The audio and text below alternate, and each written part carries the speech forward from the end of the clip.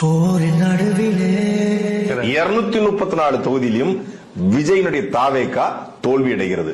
தலைவன் மாறிலே கூட்டம் சேர்த்துட்டா அது ஓட்டா மாறாது. ஒருவன் பசிக்கன 234 இல்ல 10 கூட முடியாது தனியா நின்னா. வேட்டை தூங்குது உங்களுடைய அடுத்த படத்திற்காக காத்துக்கிட்டு இருக்கிறேங்க விஜய். நரிகள் கூட்டமோ அரசியல் அப்படியே முதல்வராயிட்டு வழியில் கிடக்குது. சினிமாக்கார வந்தா ஜெயிச்சான் அப்படிங்கிற வரலாறு கடைசியா எம்ஜிஆருக்கு மட்டும் தான் இருக்கும். நீ எழுதி வச்சுக்கோ. உறுதியாட்டமோ காட்டு நடக்குது.